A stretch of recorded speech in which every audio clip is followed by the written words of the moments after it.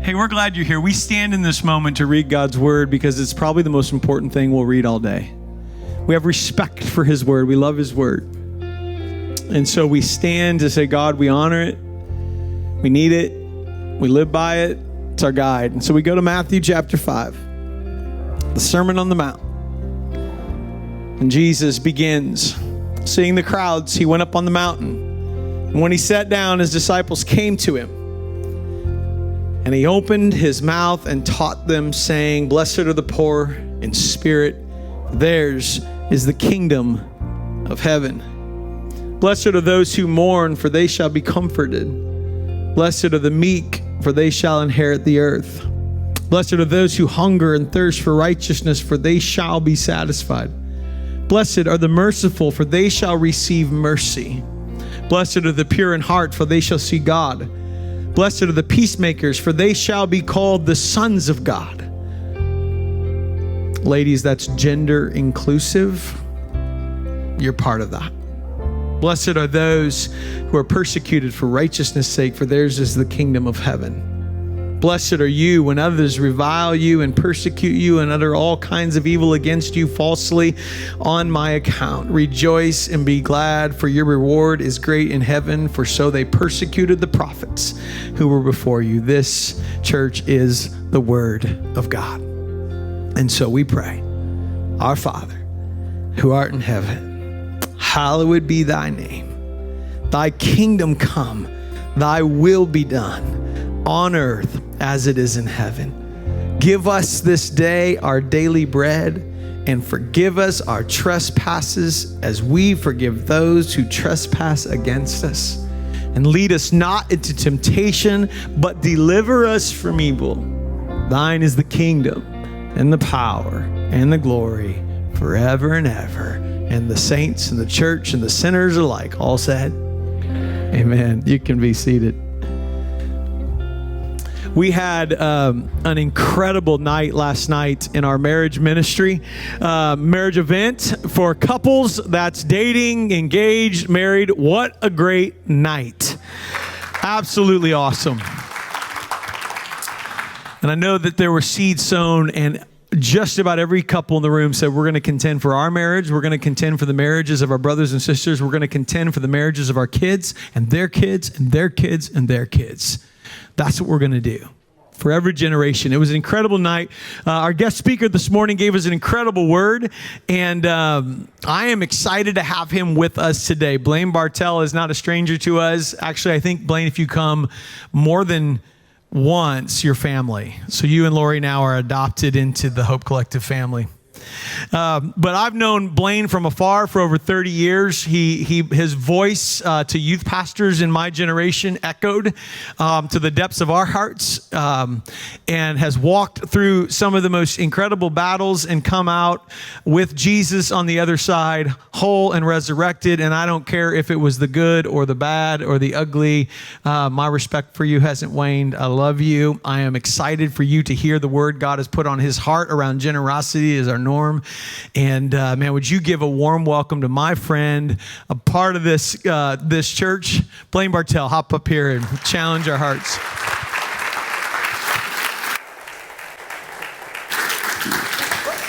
Thank you. Hello. Good to see everyone. Well, so I've had this outfit in my closet for 3 months. And every time I've pulled it out to, wear it to a church, Lori's just looked at me and said, no, you are not wearing that to church. Until we came here. And she said, you can wear that. Because she knows how Dave dresses. And she said, you'll fit right in, man. You'd be so cool. So just, you will not lose attention during this message in red. So, but I am a Canadian. Come on, give me a break. I'm a Canadian, so I'm wearing my colors this morning. So it's really great to be here. We loved the marriage night last night. It was one of the most well put together, spirit infused events for couples that we have ever been a part of. That we have ever been a part of, period. It was amazing. So Teresa, the gang, all of you that worked so hard, Dave and Natalie, all of you, great job last night. We were inspired and encouraged and helped. So this morning, I was so blessed to find out that I was able to talk on this subject of generosity, mainly because I am one of the least generous people I know. And so are you. Because it is not a natural impulse to give everything we have away, to be abundantly generous to others. It is, for most of us, kind of difficult. And the reason it is we live in a world that promotes, that advertises, that constantly tells us that we're going to run out. We live with this scarcity mentality every single day. How many just cannot bring yourself to watch one more investment commercial that tells you if you don't have a couple $1 million by the time you're 65, you're done? I can't even watch those commercials anymore. I'm like, fear just comes all over me. Like, what am I going to do? We don't have that kind of money. We're not even close. We better start, there's just such a scarcity in our world. I mean, how many times during this last year and a half have we gone to the store and we can't find what? Toilet paper. Really? Really? This is your greatest fear? That, the pandemic hits and you're not going to have wiping material? It just doesn't make any sense. So we live in this crazy, crazy world that says, don't you dare be generous. And the big fear whenever you talk about generosity in a church on a Sunday morning is, oh, here we go. Let's get ready because he's going to start talking about tithing and giving offerings to the church and there's a building campaign right around the corner. So, there's going to be some kind of pressure to get me to start unloading finances into this church or this community. And can I tell you that's not what this is about? In fact, can I tell you something? I was a tither for 30 years. Tither and giver. Gave way beyond the tithe. Tithe every week. I remember I take my check and pull the first 10% out of the check in cash, put it in an envelope because I wanted it to be the first fruits. I mean, I was a committed tither. And yet I had a greed problem. I had an idolatry problem. I had a complete lack of generosity problem. So this isn't about our money. It may get into places with our money, but this is about this life that Jesus invites us into. This life where we dare to love God and dare to love our neighbor, and that means living into a generous life, living into a selfless life, living into a giving life. And the reason we focused on the Beatitudes this morning in our reading is because the Sermon on the Mount is the most subversive message ever brought to the world. I mean, if you read Matthew 5, 6, and 7, you will put it down and say, well, I don't know how I'm going to do that. It is radical. That's why when you get to the end, the very, very end, it says the people started talking among themselves and said, what kind of man is this? He speaks with such power and such authority. We've never heard anything like this. Because he subverts and he turns upside down in that day Rome. Rome was built on military power. Rome was built on economic power. And all of a sudden, Jesus comes along in this militant, powerfully economic world ruled by Caesar and says, if someone hits you on one cheek, turn the other one. Really? It says, love your enemies. Now, our enemies today, you know who our enemies are? We can't even relate to enemies. Our enemies, you know who they're? They're people on Facebook, right? Okay? People that we argue with, people we don't agree with, people that, we don't put a thumbs up. I mean, those are the enemies of Israel were Roman guards who were threatening to kill them and would kill them, that would rape their wives, that would literally take over their cities. I mean, that would burn down towns if necessary to quench a rebellion. These were the enemies of the Jewish people. They weren't Facebook friends. And so when Jesus said, love your enemies, they knew exactly what that meant. They knew exactly who he was talking about. And when he said, hey, if you get sued for your coat, and knowing that 97% of the population in that day was living in some form of poverty, said, if you get sued for your coat, give me your shirt. If someone says, hey, I want you to go a mile, he says, go 2. He just came on with this radical message of kingdom generosity. And he turned the way we look at economics literally upside down. And it was so countercultural in that day, and it's countercultural to us in this day. And so when we read that, like, how do we do that? How do we live into that kind of love and that kind of generosity in this system, in America, in this culture? And I think one of the first things we have to do as Christians and as believers is realize that Jesus didn't just come to change our life, he actually came to change our kingdom. That's good. You see, we can kind of have a changed life without having a changed kingdom. Where literally our economic kingdom, our social kingdom, the way that we live in this world is different. You see, when Jesus, Mark records that Jesus came and said, repent, believe the gospel, for the kingdom of heaven is at hand. He literally, in 3 words, subverted the kingdom of Rome. Because repent was a Roman term that they would use when they would occupy a new nation or a foreign land, and they would say, repent or turn your allegiance to Rome. It was a Roman word. And then when he used the gospel, we think, well, that's the message of Jesus. Well, Rome used that word. Rome would pronounce the gospel of Rome and saying, we've come to save you. We've come to take care of you. We've come to protect you. They used the word gospel. And then, of course, Rome was a kingdom where Caesar was Lord. And Jesus completely subverted that and said, I've come to bring a new kingdom with a new economy and a new king and a new way of living. And I'm sure everyone looked at him 3 years later as they crucified him and left him on a cross. I'm sure they all said, including Caesar, including Herod, oh, what's going to become of him now? What's going to become of your kingdom now? Well, how many know a couple thousand years later, Jesus is still king and Caesar is a salad, right? Am I right? Come on. So apparently this kingdom works. Apparently this kingdom is worth living into.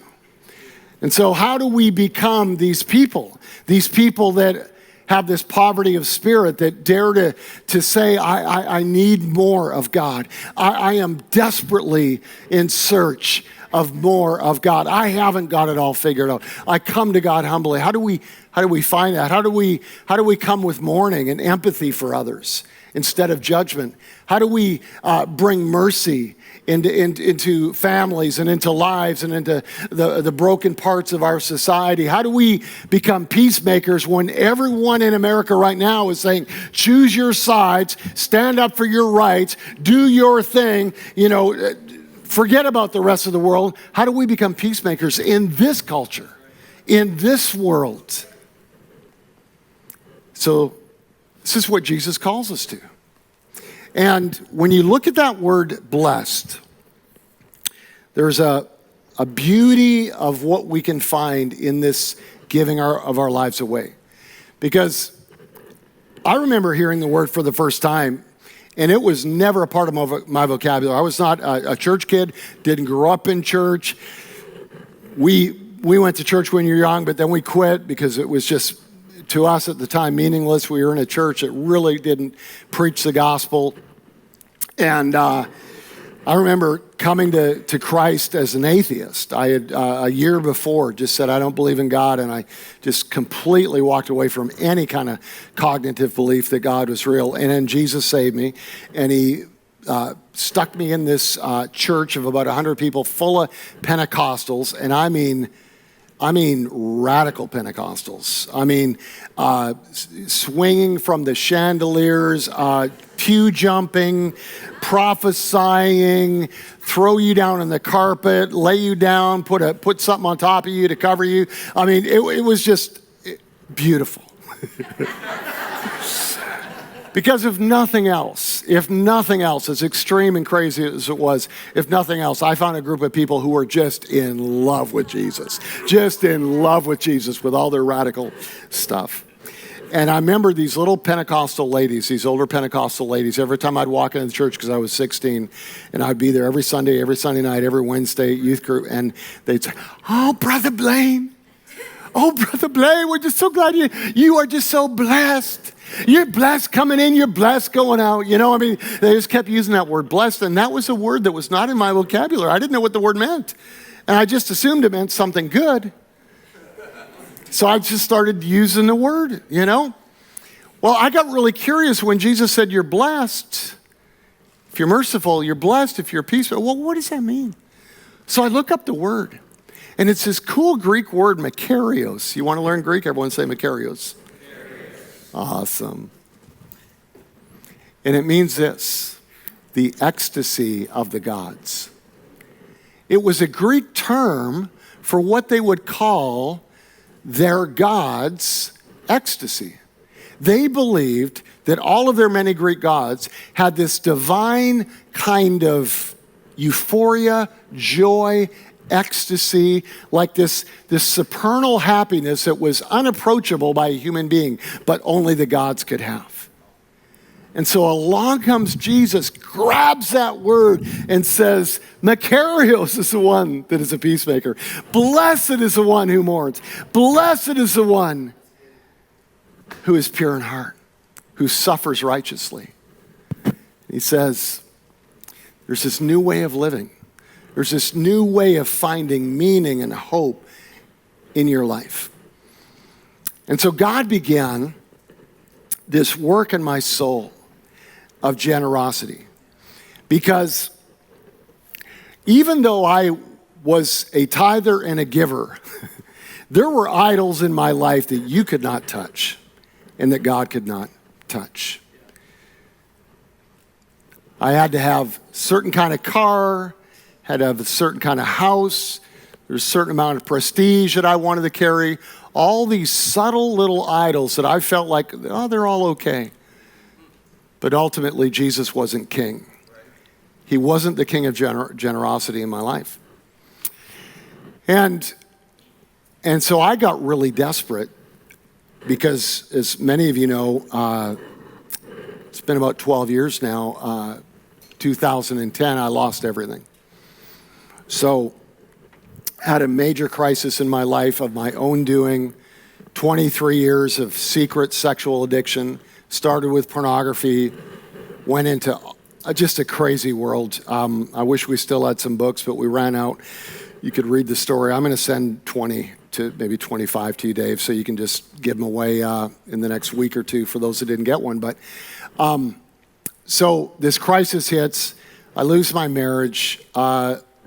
House, we actually had two homes at the time.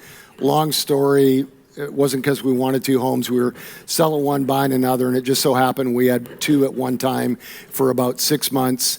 And the housing crisis hit in like 2009, 2010.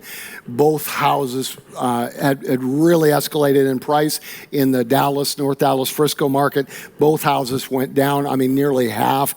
Lost both houses to foreclosure, went into bankruptcy, lost my reputation. My story was published in the Dallas Morning News of this exposure of this pastor and his immorality, and it was the most awful, awful time in my life. And so had everything. One day, within 24 hours, literally had nothing, lost everything, and of my own doing. So I spend the next year continuing to lose more. Can't get a job. I mean, I have preached since I was 18. I had no other skills. I mean, I'm going to Walmart. Hey, do you need a preacher? You know, do you need a counselor? I'm pretty good at this. There was just I couldn't find work. And then this hit me. I got depressed. I mean, depression hit me like a truck. I don't know how many of you have ever suffered through depression, but there's like having a bad day, and then there's depression or despair. And I'd never experienced this kind of despair. The point where, year after year after year for the next several years, all I wanted to do was escape my life. I had actually conquered the addiction by God's grace. And it was completely behind me, but I am still, Lori will tell you, suffering with this despair and this depression. And the only way I could describe it was this monstrous black hole that you were in that you could not see any light. And you just had this soul that was dead, and all you wanted to do was exit. All you wanted to do was leave. And it didn't matter how wonderful circumstances were, what you drove or who you knew or what happened that day, it didn't matter. It was just there. Just like a monster, like a demon that wouldn't stop. So I'm living, and I remember I did medication, I went to counselors, and I remember my counselor, Brent Sharp, said, Blaine, let me just tell you something. In the counseling world, for every major life crisis you have, you will encounter about a year of despair and depression you're going to have to fight through. So loss of a loved one, or financial devastation, or humiliation, public humiliation, or financial loss, divorce, whatever. He said, you've had 5. So you can expect to continue to fight through this for a while. And I was just like, I can't do it. I cannot do it. And so I start like digging deep. I am going to figure out how to conquer this demon. I conquered this addiction by God's grace. I discovered this resurrection. I said, I am going to resurrect out of this despair and depression. I'm going to do it. And so I first thing I thought, well, I'm going to read parts of the Bible I've never read. I'm going to start really reading. And so I went to the Old Testament, started picking out books that I'd never read, and I found out there were 3 books that the rabbis really debated on whether to even put in canon. Canon meaning the collection of what we would call Scripture. And so they debated on Esther because there was no direct mention of God in Esther. So they're like, but no, we're going to keep it, which was good. And then they debated on the Song of Solomon because, well, it's a good book. Yeah. NC-17. All right. So, and then they debated on Ecclesiastes because it's so dang depressing. And when I found Ecclesiastes, I thought, oh my goodness. I never knew this. This is a great book. And I remember reading the first verse in Ecclesiastes, and this is how it starts. Great start. Meaningless, says the teacher. Utterly meaningless. Everything is meaningless. And I am like, wow, I have never seen that on a fridge anywhere.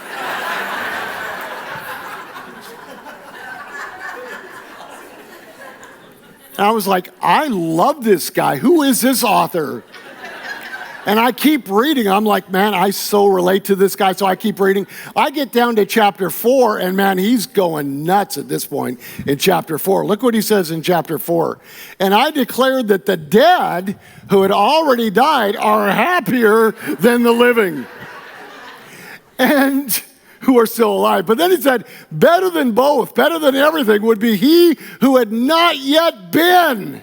He who had never even seen this world, the evil that's under the sun. He said, man, it'd just be better if we all weren't born. This is a guy that I'm like, can't wait to talk to. Like, how did you get through this, bro? And then you start doing a little bit of research on the guy, and he was the richest man in the world. Most powerful man in the world. People, honored him. They esteemed him. He was King Solomon, this incredibly blessed man.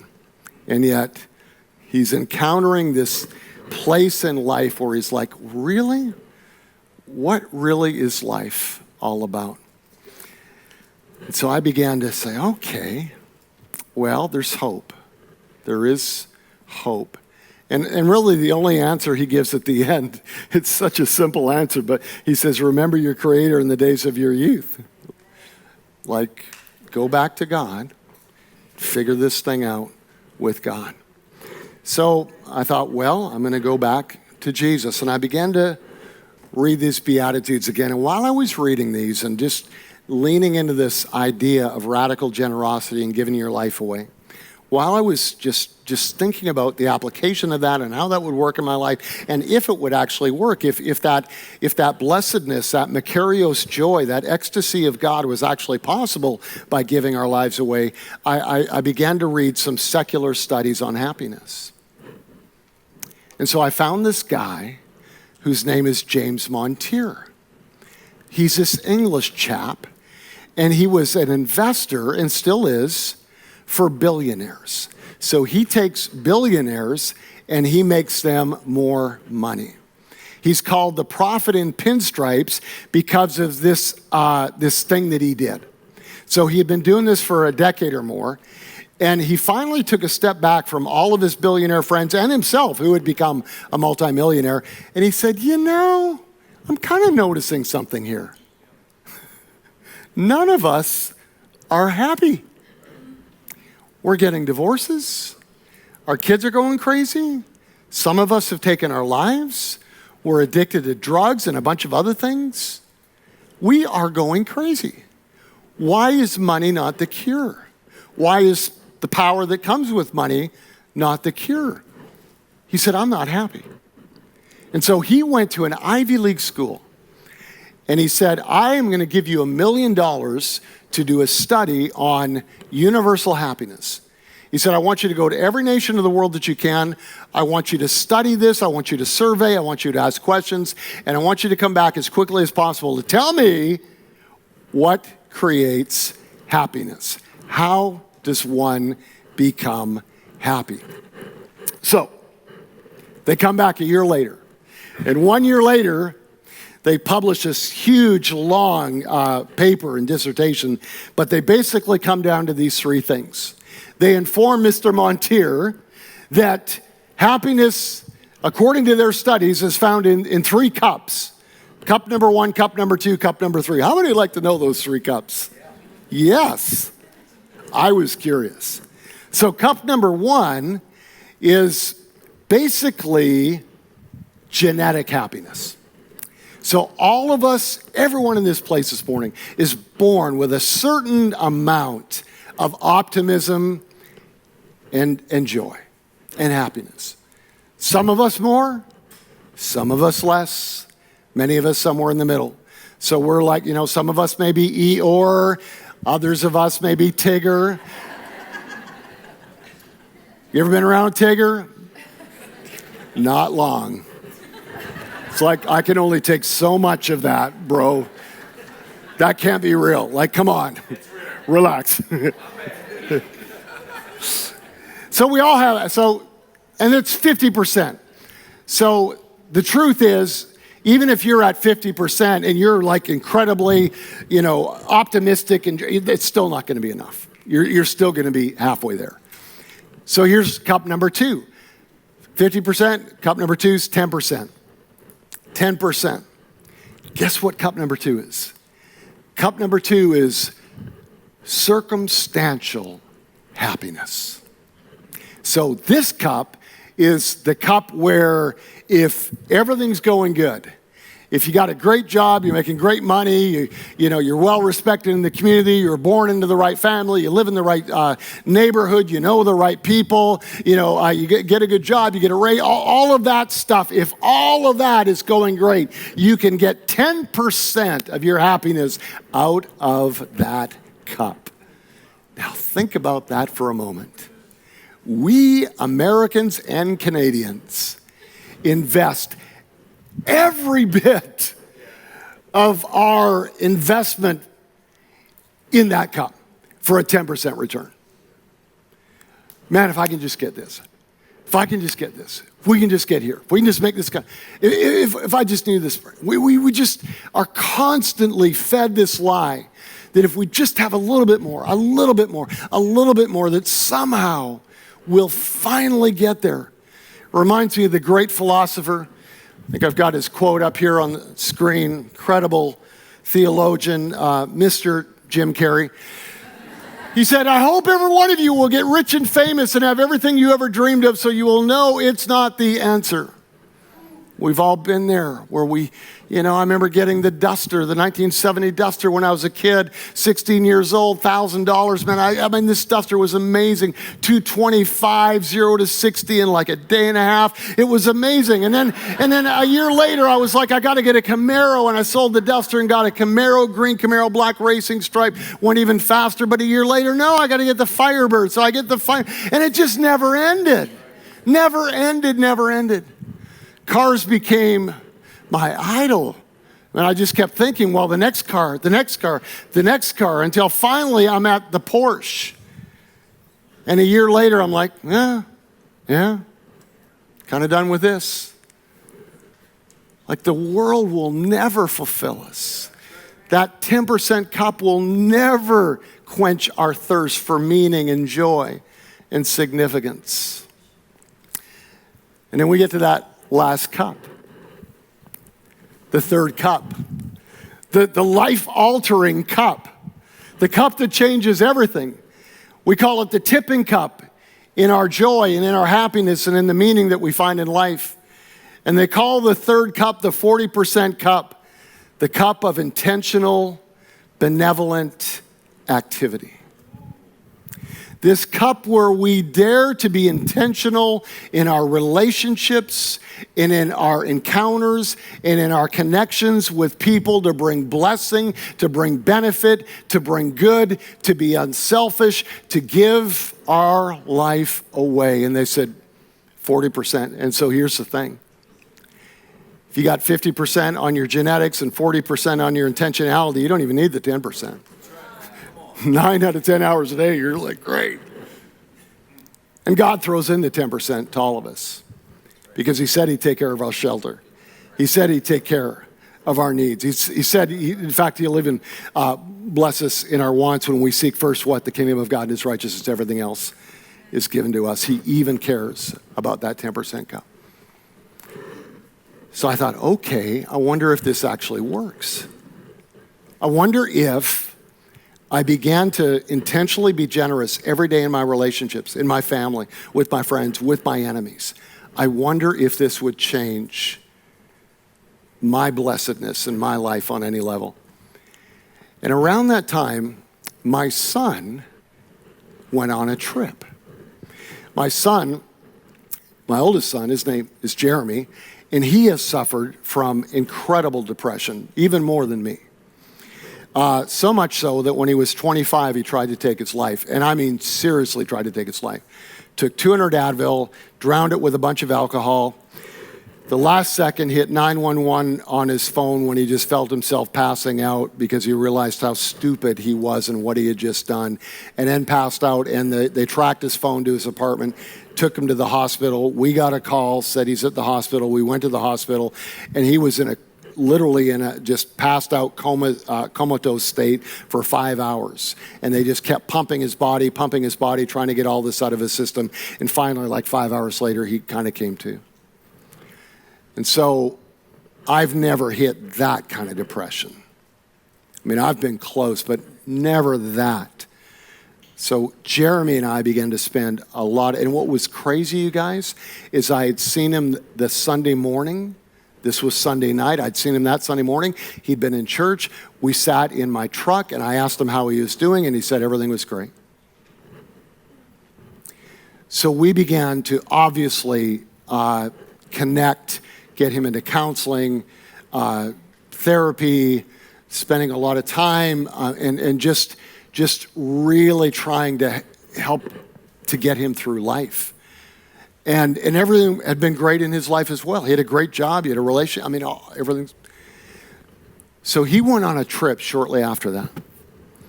And he's a film producer, and he was asked by the Susan G. Komen Foundation to go and do a documentary in Africa on cancer research in Africa. So he goes over and does this documentary in Africa. So while he's on the trip, he sends me a photo, a picture. So he sends me this picture, and I brought a copy. So he sends me this picture. So Jeremy is the white guy. I know you thought the guy on the right was mine, but no, it's. So, like, I've never seen that expression on my son's face. He said, "Dad, this is a picture of me having the time of my life with these people." He said, "I have never been around people like this." He said, "They have nothing. They don't know what an iPhone is. They've never heard of social media. They live in homes that they built with their hands out of stuff they found in the woods or in the forest." He said, "They don't wear clothes that often." But he said, "I've never been around people who are so joyful and so happy." He said, "It's like they're enjoying life without all the stuff just because of these relationships that they're in." And he said it's this beautiful Christian community, even though at the time my son was questioning his faith on a major level. He said, "I've never experienced this." He said, "Dad, it's changing my life. It's changing every bit of my outlook on life." He said, "I'm coming back to be a different human being. I am going to learn to live like them and give my life away instead of looking to collect how many things I can get out of my life." And it so spoke to me. It so began to change me that I just began to say, "Lord, help me to learn how to live like that. Help me to learn beyond my giving in my church, beyond my tithe, to dare to live into this incredible life of generosity. To wake up every morning and begin to strategize, Lord, who do I get to participate in the kingdom of God, in the kingdom of his economic generosity, and who do I get to participate with in that today? Where are they? Who are they? How can I show love? How can I show grace? How can the love of Jesus penetrate a soul, and not on a transactional mission that if I do this for you, will you let me preach the gospel? But just, I'm going to do this for you, period. Just because you're loved and you're an image bearer and God cares about you, and so I'm going to care about you. And so Lori and I began to dare to live into that life. When COVID hit last March, all of our meetings were canceled. Which is a large part of my income is going out and speaking, and so we throw all of that income into our nonprofit, which we use for the projects we're doing. Stuff started to go away left and right. Lori, she's a dental hygienist, and now she's the manager or the CEO of her company. But at the time, she was doing dental hygiene, so they shut down her dental office, as they did a lot of different dental offices, and they said you can't go to work. And her work is entirely based on commission, so she lost all of her pay. And so we're in the middle of this scarcity moment last March, and God said, "I want you just to go give your life away." He said, "I want you to find a place to give and to sow. And if you can't travel and speak, then you're going to go and do it here in Tulsa." And I remember at that moment, an old friend of mine who was in my youth group back in the 90s reached out to me. And he said, through an email, he said, Blaine, I don't know if you remember me. My name is Shannon.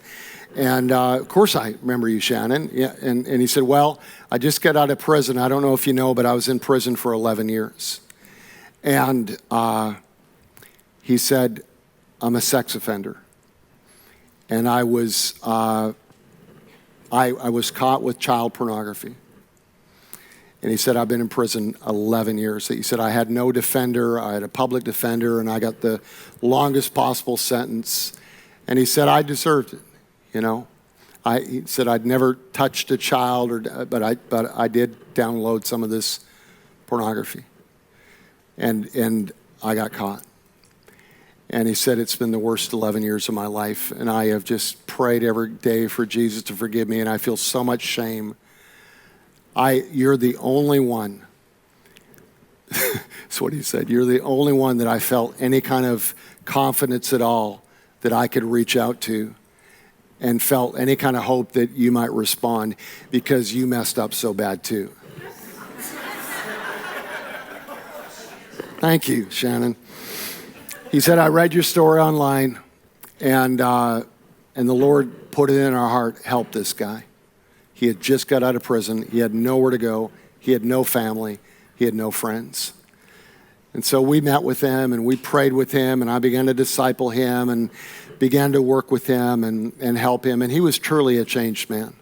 God had done such a deep, deep work in his soul. But he was just so hurt and so insecure and so living in shame still.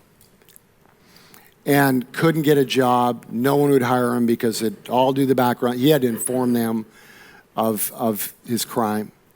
And only certain places, even in the city, he could live. And the Lord just said, I want you to take care of him for the next 9 months. And so we figured out a way to get him in a hotel, because he couldn't be in neighborhoods.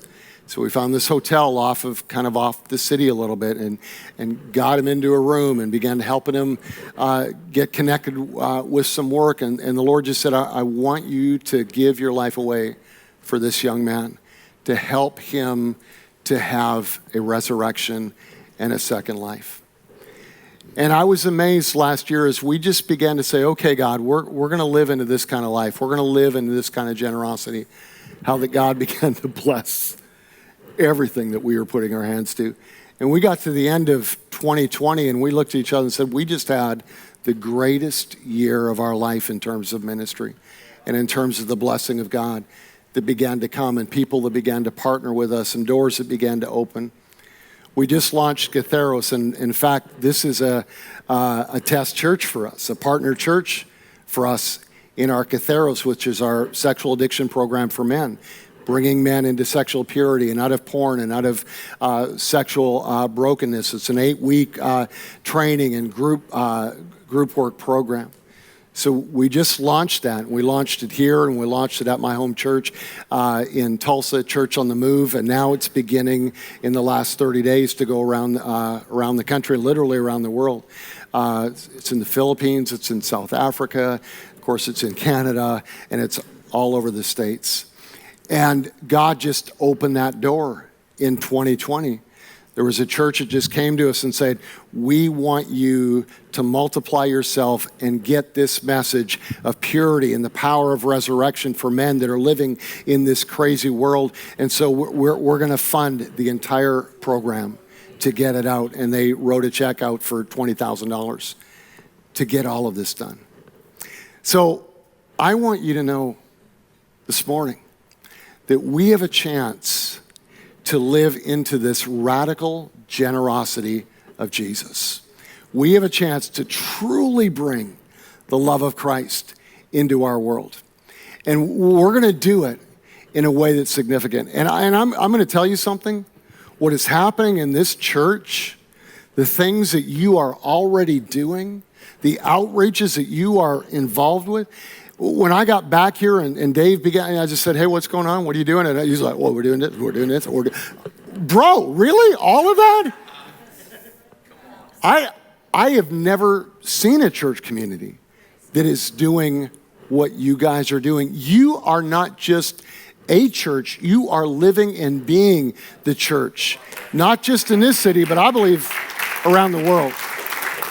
So here's what I want you to do. I want you to stand to your feet with me. And I want you to just kind of get into this posture. We're going to have the worship team come, and we're just going to sing a little bit before we kind of change things up and dismiss in a little while. But I want you to just dare to open up your arms like this. And this is a place of complete surrender. This is a place where we say, Jesus, my life doesn't belong to me. I'm not the king or the queen. You are king. And I'm going to dare to just trust you with all that I have. My energy, my time, the treasure you blessed me with, and dare to give it away. And dare to believe that in giving it away, I'll never lack. That there will always be manna. There will always be daily bread. That God, somehow, you'll make up the difference. That somehow, Lord, you'll take our lunch of a few fish and a few loaves, and we'll have 12 baskets left over when the miracle's done. Lord, that's going to happen. That we're never going to lose as we participate in the radical generosity of Jesus. So, Lord, we give you everything, Lord, and that's not easy, but we do it. We give you everything. We give you our lives. And Lord, we give you this community, this collective of believers that are going to dare to make a difference in Chicago and beyond. So Lord, give grace to each of us. Save hearts, save lives, save marriages. Lord, where people are in financial devastation, they don't know where their next meal is. God, do a work in every life that is present in this place. Heal brokenness. Deliver us from addiction. Lord, deliver us from our secrets that we feel aren't safe with anybody, and let them know that this is a safe community, that this is a community where they will not be judged, but they will be loved and they will be cared for in Christ. Lord, be present in this moment. Speak to our hearts. What do you need to remove? What do you need to change? Where can we take the first steps in the generosity of Christ in our life, we pray. Let's sing together.